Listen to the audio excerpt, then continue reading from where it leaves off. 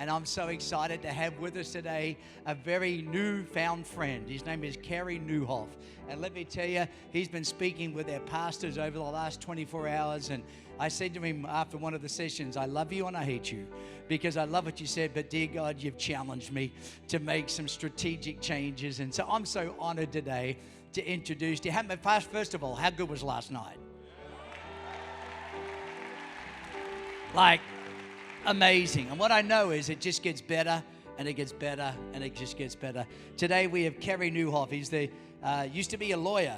I love the fact that we can say he used to be a lawyer. That was supposed to be funny right there. And the founding pastor of Connexus Church, multi-campus church and across Canada, and the author of several best-selling books, including his latest book, Didn't See It Coming.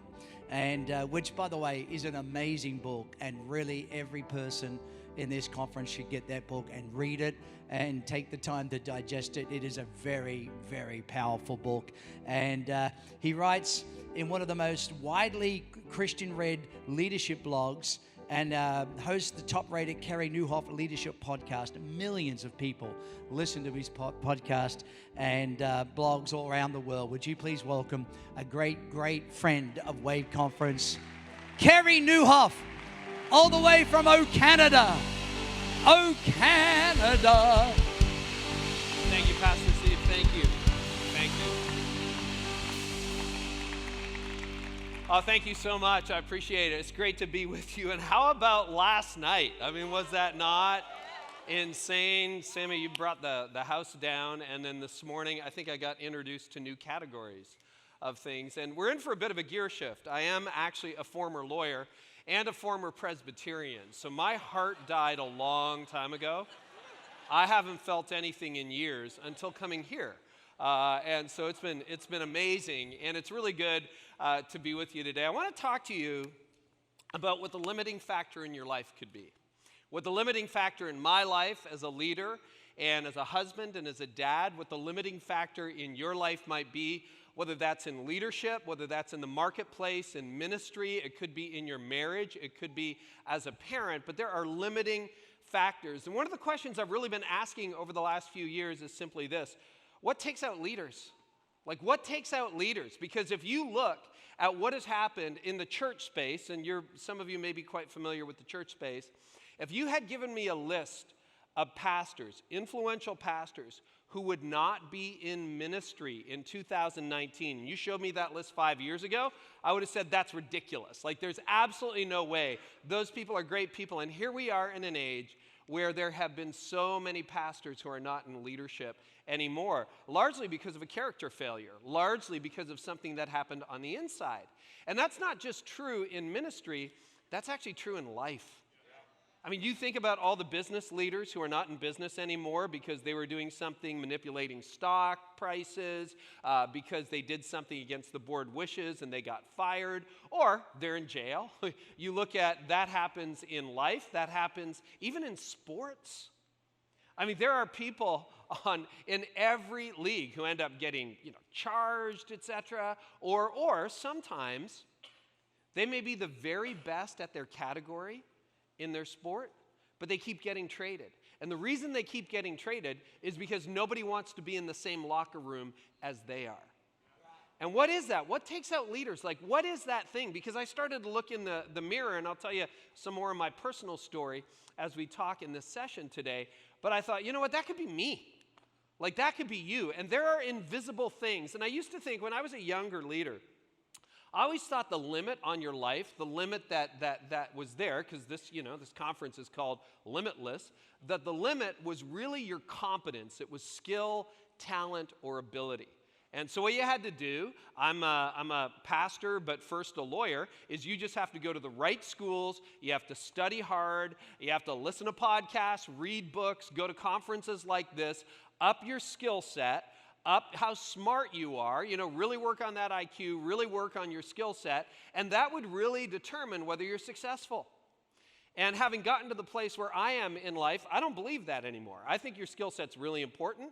I'm glad you're here. I try to be a lifelong learner. I'm reading books, listening to podcasts, trying to expose myself to different points of view on a regular basis. But what I've observed, because I get the privilege of working with a lot of leaders and talking to a ridiculous amount of leaders over the course of a given year, is that there are generally 7 challenges that no one expects and everyone experiences.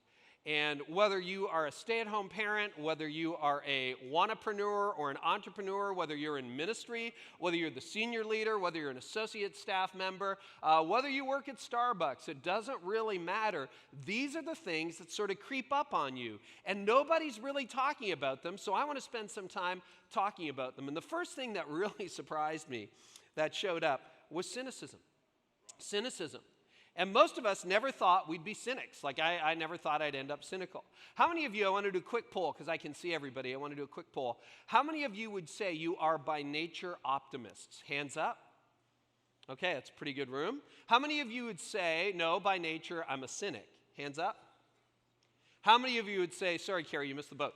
I'm a realist. Okay, I'm a realist. How many of you are realists, all right?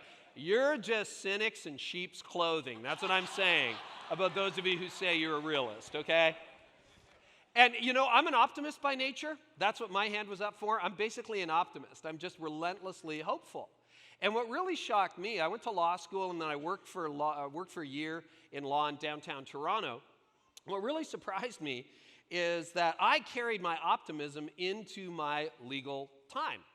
And what shocked me, even as a 27-year-old working in downtown Toronto, was how cynical the lawyers I worked with actually were. I was just surrounded by cynics. So Toronto's the most populous city in Canada. It's like the New York of our country. I was in the downtown financial sector. Like, if you wanted to make it in law, this is where you made it. So I'm low guy on the totem pole because I just, was graduating and finishing my articles of clerkship and the whole deal. And I'm surrounded by these lawyers, and they are successful. I mean, even in the 90s, when I was in law, my goodness, they made a lot of money. In those days, they made over $500,000 a year, the lawyers I was working with. So add a little bit of inflation to it. I would call that a decent income. I don't know about you. I'm a pastor. I'm sort of a car guy. I like other people's cars now that I'm in ministry, more than cars myself. But they had so many Lexuses, they had Lexi. You know those kinds of people? And they had the horse farm outside of the city on the rolling acreage. So they kind of had it all. They had a very successful practice, very successful life. But what I discovered pretty quickly as a guy in my 20s is they were miserable. Miserable. There was one guy, I'll never forget the Friday afternoon. I don't gamble, I don't play the lottery. But this lawyer who was making over $500,000 a year and had the cars and everything, he came over to my desk and he was waving a lottery ticket. And he waved it in front of my face, and he said, hey, Carey, if I win this thing, you will never see my face again. Now, the challenge was he owned the firm. So you imagine Pastor Steve or Pastor Sharon on Sunday, they come up here to Wave Church. Pastor Steve waves a lottery ticket in your face, and he says, guys, if I win this thing, someone else is preaching part 2. I mean, how cynical do you have to be to get to that stage?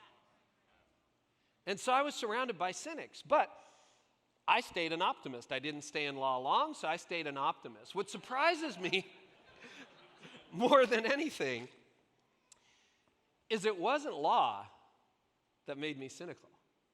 It happened to me when I was in ministry. And so fast forward a few years, in the middle of law school, I get this supernatural, and I appreciate the ministry of the Spirit. I wouldn't consider myself somebody who hears from God regularly. I read the Bible, read it again this morning. I pray faithfully. But like visions and dreams, I've had like maybe a dozen in my life. I can count them on 2 hands. And I think that's what it requires for God to get me to do a course correction. And from the time I was 8 years old, I had wanted to be a lawyer. I don't know what needs to be wrong with you to want to be a lawyer when you're 8. If that happens to your kids, call the doctor. I don't know. But I wanted to be a lawyer from when I was 8. I had a few left turns and right turns, but ended up in the law school of my dreams. Best thing to come out of law school is my wife. We've been married 29 years. I found her there. Incredible. She's a lawyer, so I don't really hate lawyers, but I actually love one. But I ended up in the middle of law school thinking this is what I'm going to do with my life, having a supernatural experience that moved me over a course of years because having enough Calvinist in me, I'm like, this has to be confirmed multiple times. And again and again and again, God confirmed it. And so I kind of got dragged into seminary, but I was really confused. I'm like, I don't have the gifts for ministry. I was sharing with some of the pastors earlier. We did a spiritual gifts inventory a few years ago at our church, and I thought, okay, I've done 1 million of these over the years, I'll take it. And what surprised me this time was not what was at the top of the list, but what was at the bottom of the list. And at the bottom of the list were prayer, third from the bottom, mercy, and at the very bottom, helps. So I'm not going to help you, but I don't care. You know, that's basically... I'm not a very, Christian. It's not a very good gift mix for being a pastor. It's not. And so I thought, there's no way I can possibly do this. Like, I don't have the gifts. Maybe I should teach. Maybe I should write. I don't know. But I'm like, I'd be a terrible pastor. So anyway, we went to these 3 little churches halfway through seminary to test the calling. 3 little mainline Presbyterian churches about an hour north of Toronto. And they were small. I was telling some of the pastors who were here for the summit, average attendance at one of the churches was 6, the next was 14, and the third, the mega church, was 23. So we had it going on at the mega church. And they hadn't grown in 3 decades. They hadn't grown in 3 decades. And so I was sort of their last-ditch effort, plus I was cheap. I was a student, so they didn't have to pay me even minimum wage. So, up I went. And by the grace of God, I'm still there, by the way, 24 years later, serving the same people. So God writes some incredible stories. But almost immediately, we started to grow, which was incredible. And when you have 6 people, you're pretty grateful for growth. And one of the first families to show up didn't take me long. There were a couple in their 50s, and it didn't take me long to figure out that life had not been particularly kind to them. And they were really struggling in life economically, and I thought, well, hey, this is an opportunity for us to be the church. And I didn't have a lot of money. The church didn't have a lot of money. The budget at that church of 6 for the entire year, Pastor Steve, you're going to hate this, $4,000 for the whole year. So we didn't have any money, but we took whatever we had, and we got them groceries, and one cold February, we paid off the heat bill, because we do live in Canada, so we paid off the heat bill. And, we tried to be kind. And I in those days, I had time to visit people. Now our church is much larger. It's 1,500 on the weekend, multiple locations. So I don't do as much visitation. But when you have 6 people, you can't exactly say, I'm so busy, I can't visit you. So it's like, yeah, I probably have the time to visit you. So I would go and I would visit them. And I spent a lot of time with their families. So fast forward 4 or 5 years, and I'll call them Roger and Mary, not their real names. But we were still small enough, maybe 150, 200 people, that we could still have potluck meals. And so we were having a potluck meal, and in the middle of a potluck dinner, Roger got up, grabbed Mary and his grandkids by the hand, and announced in front of everyone, very awkwardly, we're leaving the church, you don't care anymore. And he looked right at me. Got up, stormed out toward the door, and went out to the parking lot. So I didn't know what to do. This had never happened before. So I followed him into the parking lot, and I met him at his car, and I just said, Roger, what is going on? What do you mean? And he goes, listen, the church has grown a lot.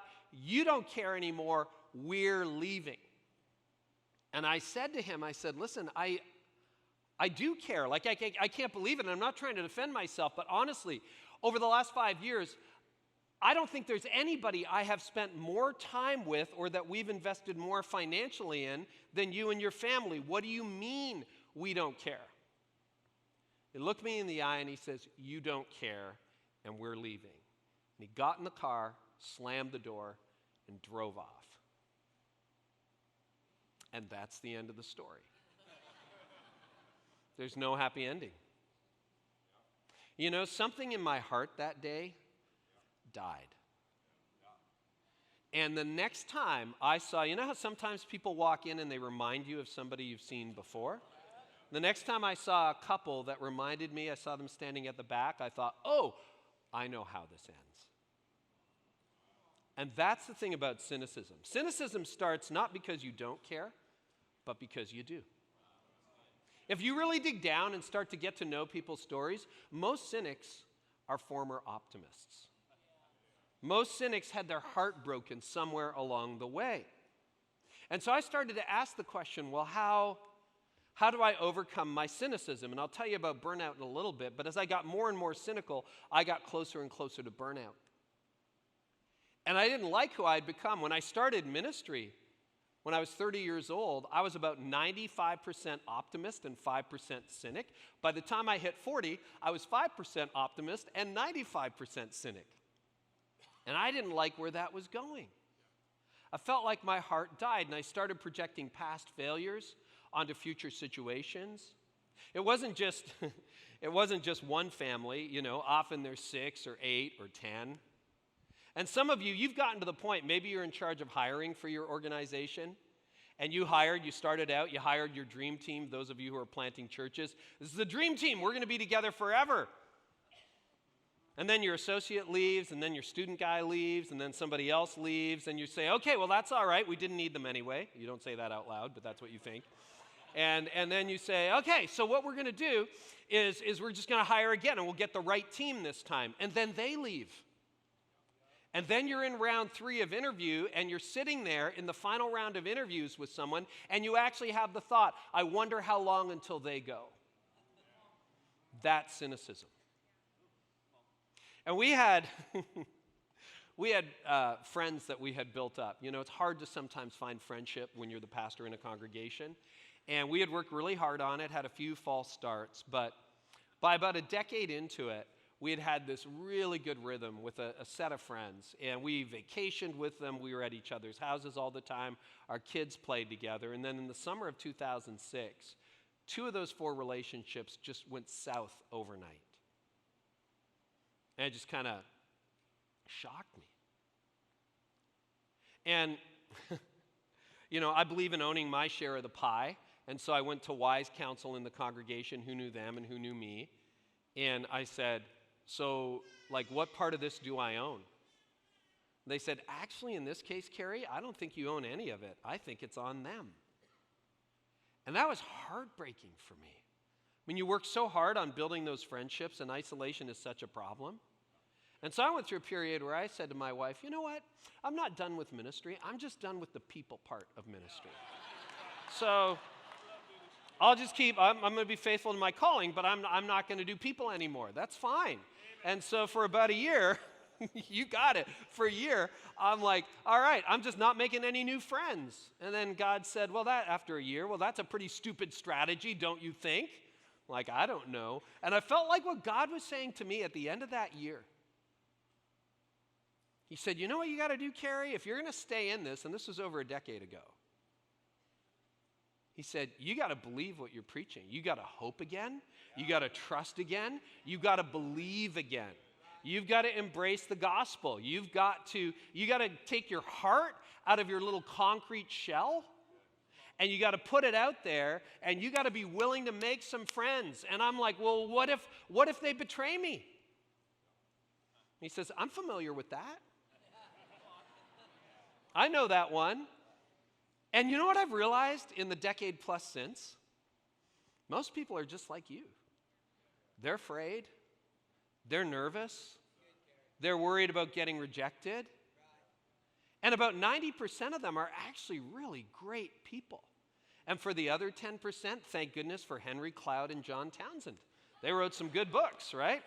About toxic people. And so I think the ultimate antidote to cynicism is the gospel.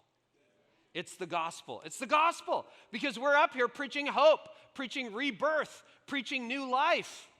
But I found this little hack that can help you. Because it's one thing to say, okay, the gospel, well, what does that mean? There's this little hack. And you know what really helps me try to stay optimistic is curiosity.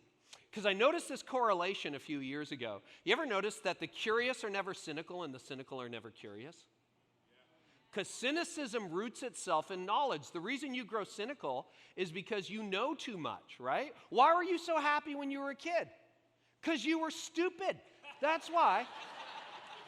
You were dumb. You didn't know anything. And then you're like, well, everything's going to work out. No, it's not, And so you got to stay curious because the cynical are never curious. The cynical are like, oh, let me tell you why your church plant's going to fail. I'll give you 5 reasons. Let me tell you why that's a bad idea. Let me tell you why that's never going to work out. Let me tell you why you'll never get financing. Let me tell you, you really believe in miracles? Let me tell you why. That's the voice of cynicism. So you know what I find? The more curious I am. Yesterday I took a walk on the beach for about an hour. I didn't bring my AirPods. I didn't listen to a podcast, didn't listen to music. I was just looking at the flight path of birds. It was kind of interesting. And it reminded me of the Wright brothers being at Kitty Hawk in 1903 trying to figure out the physics of flight. That's all I know about physics, so we have to move to the next point. But it was interesting. You got to stay curious. You got to stay curious. So second thing, cynicism's a big one. Second thing that will sneak up on you, and we'll go through the next ones faster, is moral compromise. And here's what I've learned, compromise. Competency gets you in the room, but character keeps you in the room. Competency, right? You're going to get hired because you're smart or you're perfectly qualified or you've got drive or you've got energy. But if you really want to stay in the room till you're 60, 70, 80 for the rest of your life, its competency is great. Okay, good. Keep sharpening your saw. Good for you. But it has to be character. And your character matters most. And compromise, often we think, well, how do you end up like sleeping around? Or how do you end up in jail for tax evasion? How does that happen? And it's not like your life is going perfectly well one day and the next day you wake up to somebody you're not married to. It's 1,000 little compromises that leave you compromised. It's the little things when you think nobody's looking, nobody's watching, they actually matter. And compromise is the gap between who you are and who you could be, who God dreams of you being. So you might be saying, well, I haven't been in jail, I haven't killed anybody, good for me. But compromise, it's like where you are and where you could be, where your marriage is, where it could be, where you are in your future and where you could be. Like, what are the dreams God has for you? And I think moral compromise often gets in the way. And character, not competency, ultimately determines capacity.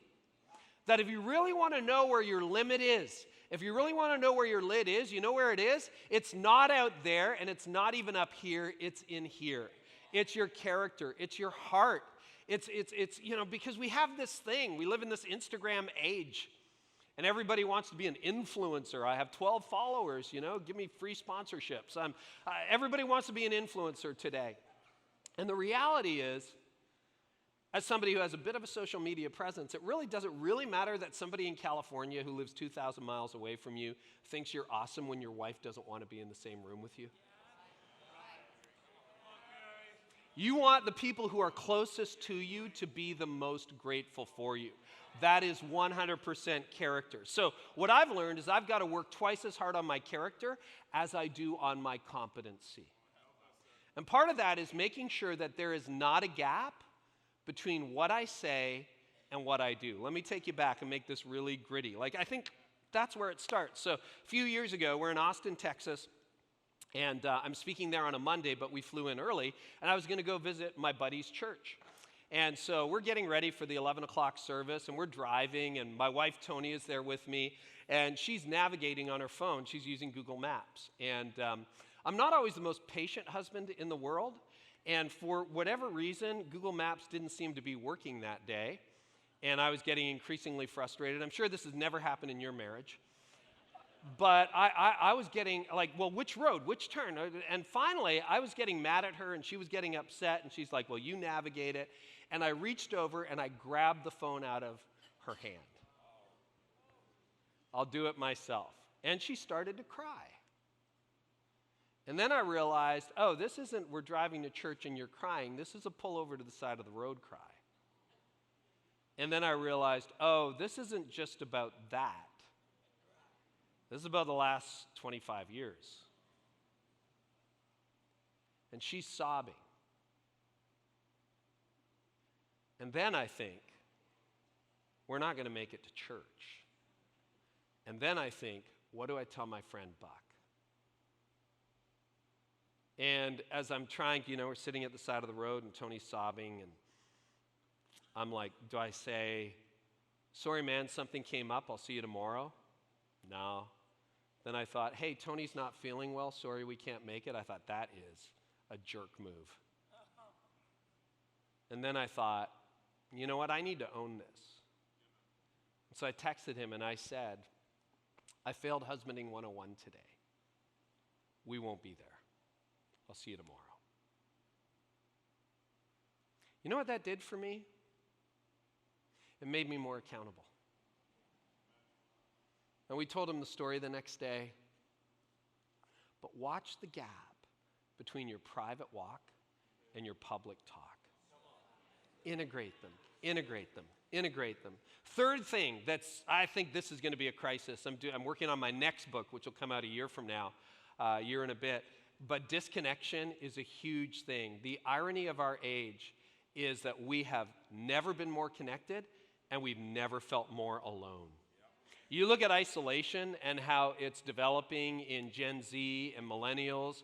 And I mean, anxiety, suicide, depression is actually on the rise. Do you know earlier this year it was revealed, or maybe last year, that the mortality rate, life expectancy in America is actually dropping, not increasing now? And some of that is because the suicide rate is so high. Earlier last year, the United Kingdom appointed a minister, a cabinet position, a minister for loneliness. Not a minister of loneliness, but a minister for loneliness, because loneliness is such an epidemic in our culture. And what I'm increasingly convinced of, I was talking about it with my son, who's a computer software engineer, is that these devices have something to do with it. And they're not going away anytime soon, and we're not going back to, Amish world. Even the Amish have cell phones, by the way, so if you're trying to do that, it doesn't work. Don't try that as a parenting strategy. We're going to make you Amish. Good, they give me a phone. Okay, that doesn't work. But what I'm realizing is we live in a really distracted world. And I have a harder and harder time every year really slowing down.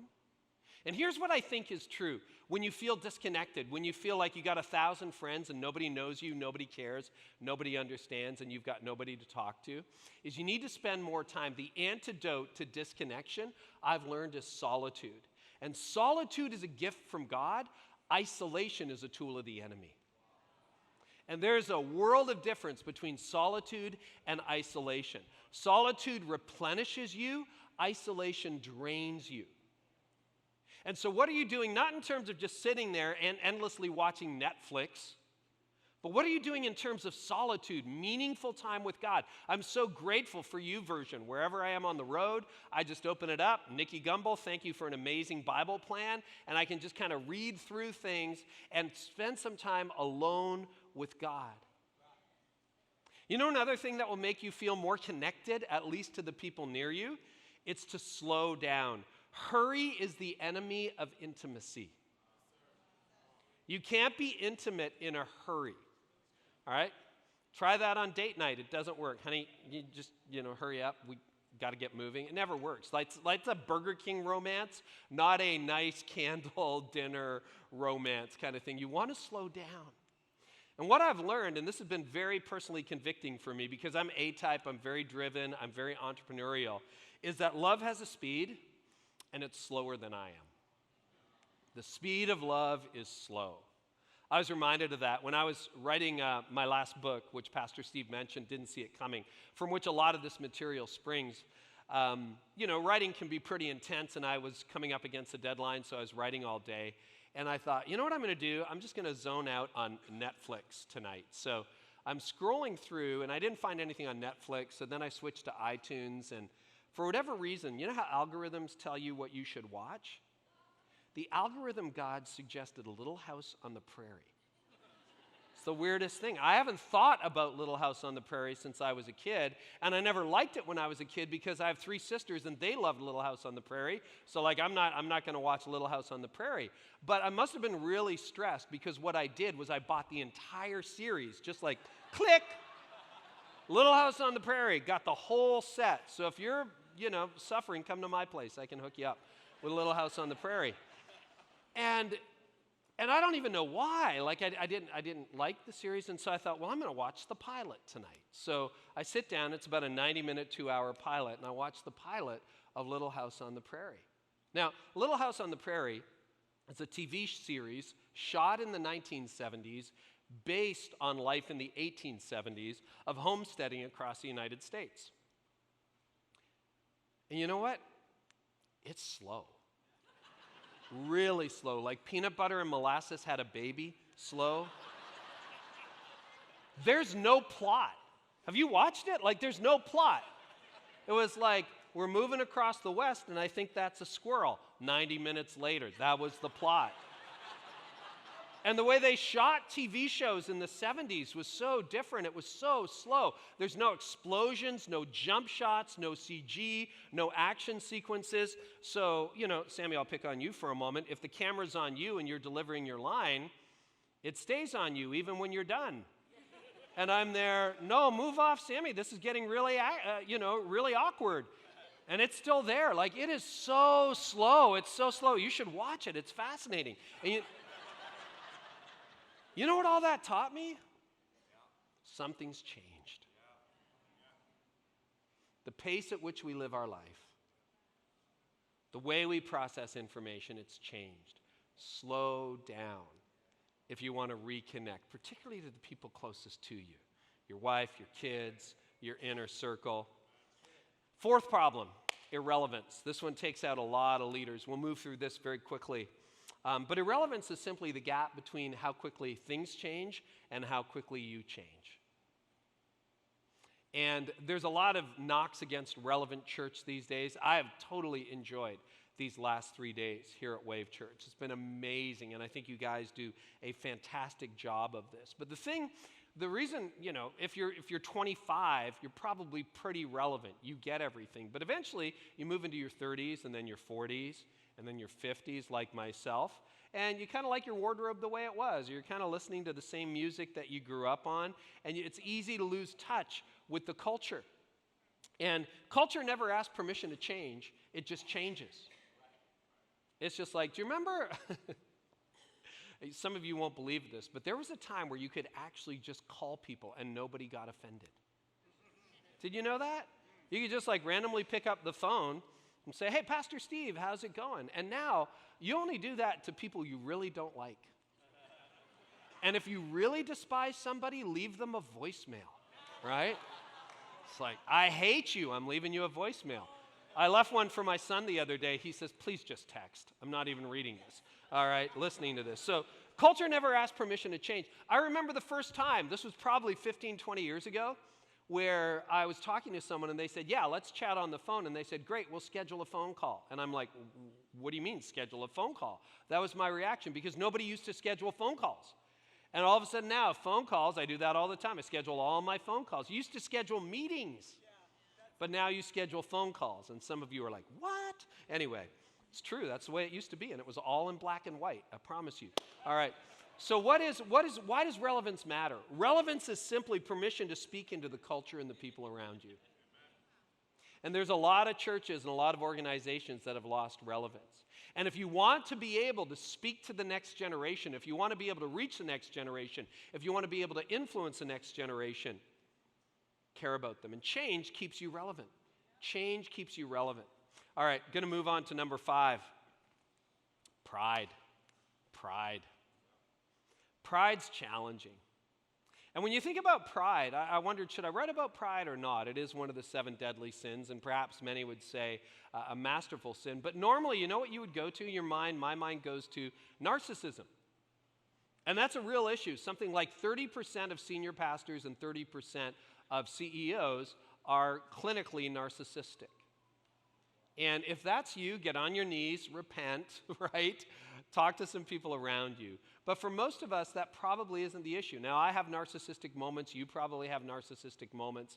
And social media hasn't made that a lot better. But you know, where I've seen far more pride than in narcissism, I've seen pride rear its head with people who are insecure.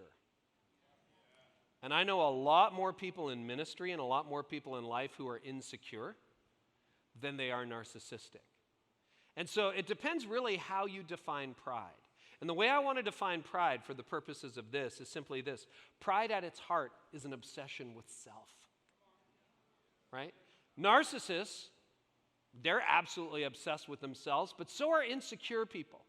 And if you're insecure, here's what this is going to look like. You're going to be in a place where you're like, well, I can't have her on the platform because I think, she's thinner or she's better looking or she sings better or she does this, or I can't have him preach at my church because people are going to like him a lot better than they like me. And so that isn't very good. And I don't want that person on my staff because I think they're smarter than I am and they're going to make me look dumb. And what happens is your insecurity squeezes out really talented, really gifted people. It squeezes them out of your life. It squeezes them out of your organization. It squeezes them out of your church. And that's your insecurity talking. As I'm wrestling through this, because I think more of my pride, I do have narcissistic moments, but it's born more out of insecurity than it is out of narcissism. It's like, well, what is the antidote to pride? You know what it is? It's humility. It's humility. That only humility will get you out of what pride got you into. And if you think about humility, it's really interesting because Jesus taught a lot about humility. And if there's something that God really seems to resist again and again, it's resisting the proud. And think about how humility works. The last time you were humiliated, right? What happened? Did somebody spill something on you? Did you slip and fall in front of people? Did you give a talk like this and realize your zipper was open? I mean, when was the last time you were really humiliated? Yeah, I know. Isn't that the deepest fear? I know. I've been there. I've done that. And you know what humiliation is? It's involuntary humility. That's all it is. Humiliation is involuntary humility. Is you thought you were up here strutting your stuff, giving the talk, and you find out your fly's open and everyone else thinks you're down here. And in that moment, you're like, whoop, I'm down there.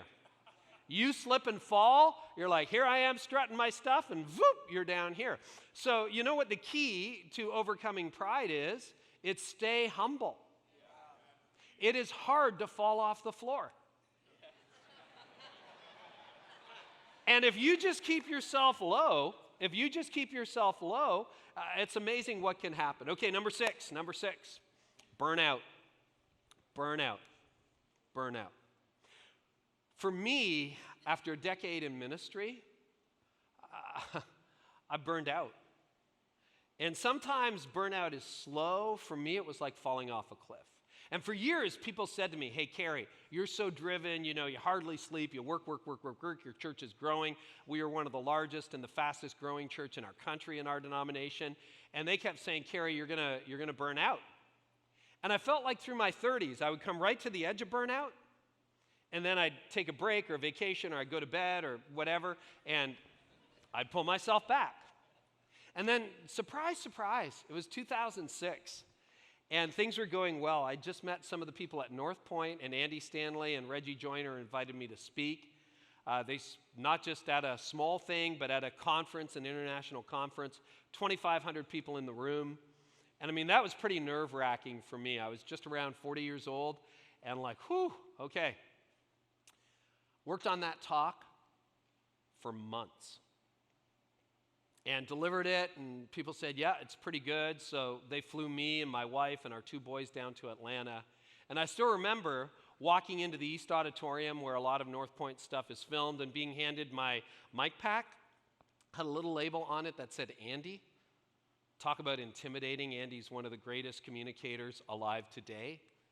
And I'm like, here we go. And in the very front row are my 2 boys and my wife and Reggie Joyner and Andy Stanley, and I'm getting up there ready to give this talk. This guy nobody knows, nobody's heard of from Canada. And I give my talk, and I deliver a 40-minute keynote. And according to a lot of the people in the room, actually according to my wife, she says, that's the best talk you've ever given. It's been great to have my whole life go downhill from that moment, It's like you hit 40 and it's all downhill. And people still talk to me about that talk. And I felt in that moment like I was on top of the world. And we got back onto an airplane, flew back to Toronto, and when we landed in Toronto, it's like I fell off a cliff. And all of a sudden, all my passion was gone. My hope was gone. I'd never run into anything like it before. And I got out of bed every morning, but my desire, my ability to think clearly was gone. My joy was gone. I wasn't laughing anymore. Nothing was funny anymore. Nothing was fun anymore. And I thought it was it. And that led me through the worst summer of my life. Started in May.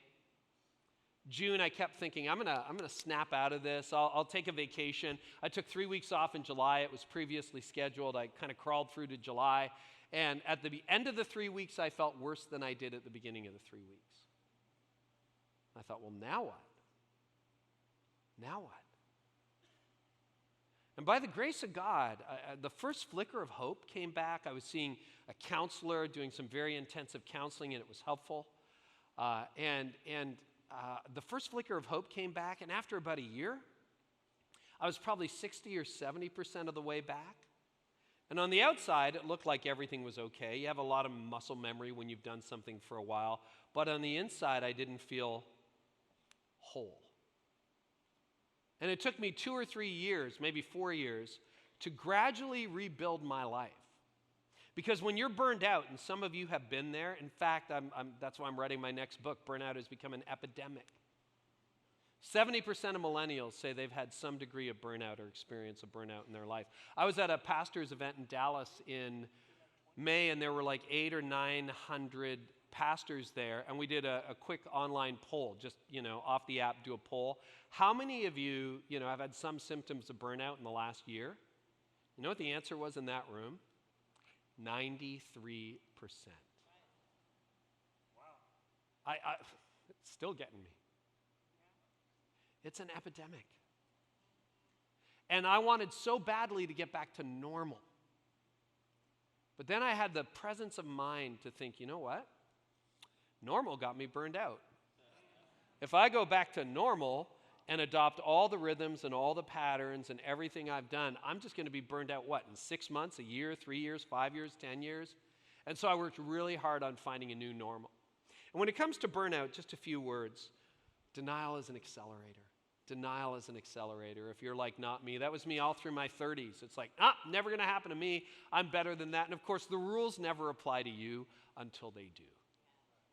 And then when they do, it's like, bam. And I would encourage you this. If you're in burnout, and statistically some of you will be there, some of you are right on the precipice. I wanted to get better so fast, and it wasn't that easy. But God took me deep. And I think one of the reasons God takes you deep is because he wants to take you far. And if he reconstructs you from the inside out, from the very core of who you are, there's a solid foundation for the future. Now, at that point, I wasn't speaking to thousands of people a year. I wasn't doing what I'm doing now. And I would have no idea that was even going to happen. But God's like, we got to do some reconstructive surgery here to build a solid foundation. And so you got to live. If there's one thing that's really helped me over the last 15 years, it's simply this. If you want to avoid burnout or you want to recover from it, live in a way today that will help you thrive tomorrow. Do that spiritually, emotionally, relationally, physically, and even financially. I know a lot of you got into ministry for the money. Kidding. But you know people who can live with margin on $30,000 a year. And there are some people who make $300,000 a year and they got no margin. You can make it happen regardless of your income. But how do you live in a way today, not tomorrow, not next year, today that will help you thrive tomorrow? And then finally, the final challenge that certainly has me is emptiness. And this speaks to those moments when all your dreams kind of come true. Maybe your dream was to get married someday and you're married and you have a family and now you have a family. Or maybe it was to get promoted to a certain position and now you got the position. Or maybe it was to become the senior pastor, or it was to start something brand new. And all your dreams come true. How do you think you'll feel in that moment? And I saw this in my 20s in law in Toronto. And what really surprised me is when God started to do things in my life I never dreamed he would do. It left me feeling really different than I thought it would leave me feeling. I started blogging about 7 years ago, and I had set this crazy goal of like maybe I could have 100,000 people read my blog a year. And that was like crazy because I had thousands. I'd been blogging for a while, but not very seriously. And there was a day, 100,000 became a million pretty quickly, and then beyond that. But there was one particular day a few years ago where I wrote a post. I really prayed about this post, and I launched it. And when I was looking at the stats, it was like I was watching a race or something. They just kept going up, more every hour, thousands of shares. Within 24 hours, there was a single day a few years ago where 436,000 people read what I wrote in a single day. Now, I don't know whether those are good numbers for you, but like my name's not Beyonce or the New York Times, so I was pretty happy with that kind of traffic. And I thought, well, how do you feel when that happens? And at first it was elated, but it didn't take long. In fact, the day wasn't over when I thought, oh, wait a minute, 436,000 people won't be here next week. And then my mind went to a really weird place. It was like, well, you're going to be happy if like 10,000 people show up, 20,000 people show up? And I was grateful, but you know what I've learned? Is that being grateful doesn't leave you feeling full. That there's an emptiness. And if you really want to study this, I would encourage you today, it's not a long book, go home and read Ecclesiastes. Solomon was one of the wisest people who ever lived, and I'm thankful for Ecclesiastes. And he's got everything. I mean, he's loaded. You know how rich he was? He was so rich that silver was devalued in his life. Do you know anybody that rich?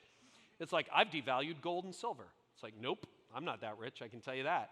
But he had everything. He was a polymath. He knew everything about botany and astronomy and so on. And people came from around the world. The Queen of Sheba would visit him. And she went back going, you know what? It's even better than I heard it was, which is really weird. And you know what Solomon's conclusion was? Meaningless. Meaningless. Everything is meaningless. A chasing after the wind. Being grateful doesn't leave you feeling full.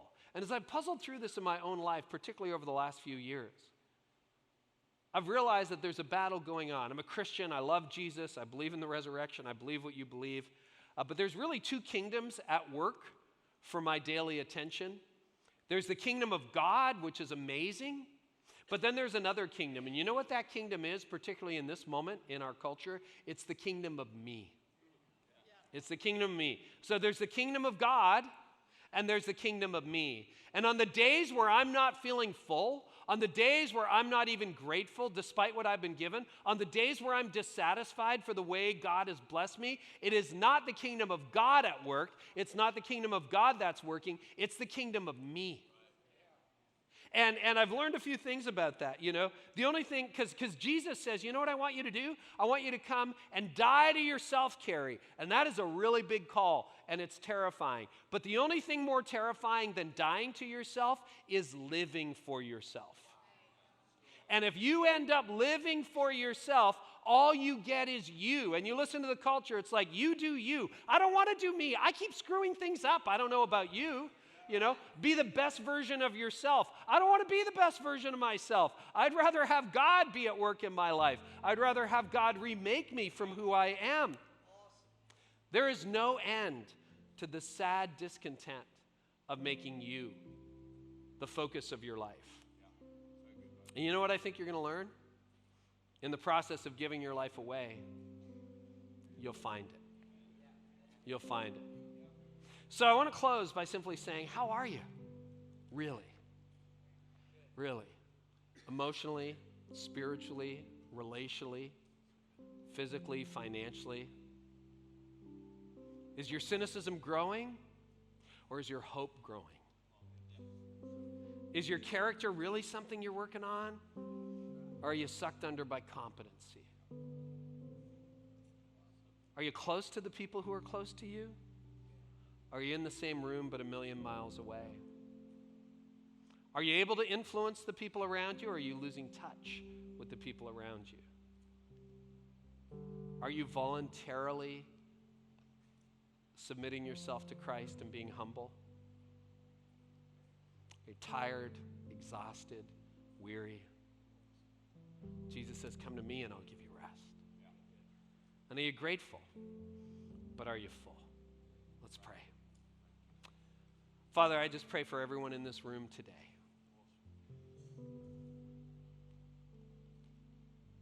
God, I pray you say in Ephesians that we are poems, masterpieces, poemas. Write a new story, write a better story. Father, there are many in this room who are looking forward to eternal life, but bring that life now. Breathe it into our marriages, breathe it into our souls, breathe it into our parenting, breathe it into our work, breathe it into our churches. And I pray you would do what only you can do. And we ask this in Jesus' name. Amen.